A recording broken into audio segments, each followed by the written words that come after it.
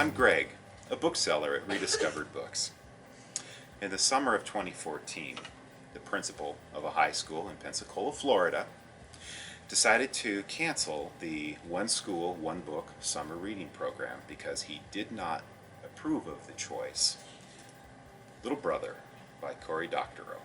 Even though the book was selected by a school English teacher and a school librarian, was approved by district administrators, and contains no foul language or gratuitous sex or violence, the principal seemed to be uncomfortable with the book's political leanings and its embrace of hacker culture. So I'm going to read a passage from Little Brother by Cory Doctorow. Charles Walker and I don't get along. We're in the same grade, and we've known each other as long as I've known Daryl, but that's where the resemblance ends. Charles has always been big for his age, and now that he's playing football and on the juice, he's even bigger. He's got anger management problems.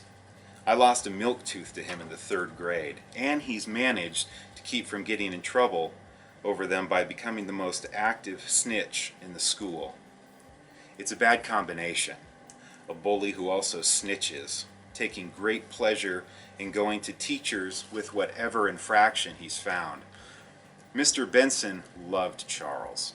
Charles liked to let on that he had some kind of unspecified bladder problem, which gave him the ready-made excuse to prowl the hallways at Chavez, looking for people to fink on. The last time Charles had caught some dirt on me, it had ended with me giving up LARPing. I had no intention of being caught by him again. "What's he doing?" "He's coming this way, is what he's doing," Daryl said. He was shaking. "Okay," I said. "Okay, time for emergency countermeasures." I got my phone out. I'd planned this well in advance. Charles would never get me again. I emailed my server at home, and it got into motion. A few seconds later, Charles' phone spazzed out spectacularly. I'd had tens of thousands of simultaneous random calls and text messages sent to it, causing every chirp and ring it had to go off and keep going off. The attack was accomplished by means of a botnet, and for that I felt bad, but it was in the service of a good cause. Botnets are where infected computers spend their afterlives. When you get a worm or a virus, your computer sends a message to a chat channel on IRC, the Internet Relay Chat. That message tells the botmaster, the guy who deployed the worm, that the computer in there is ready to do his bidding.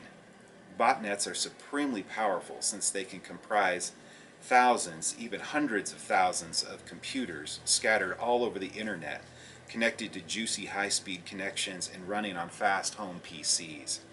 Those PCs normally function on behalf of their owner, but when the botmaster calls them, they rise like zombies to do his bidding. There are so many infected PCs on the internet that the price of hiring an hour or two on a botnet has crashed.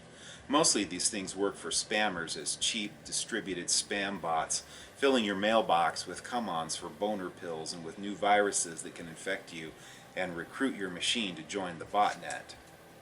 I just rented 10 seconds time on 3,000 PCs and had each of them send a text message over voice over IP call to Charles's phone, whose number I'd extracted from a sticky note on Mr. Benson's desk during one fateful office visit.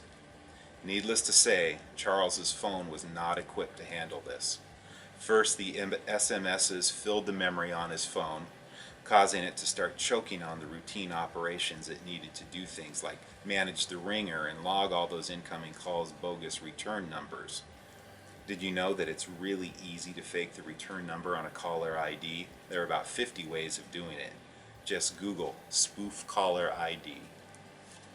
That's a passage from Little Brother by Cory Doctorow.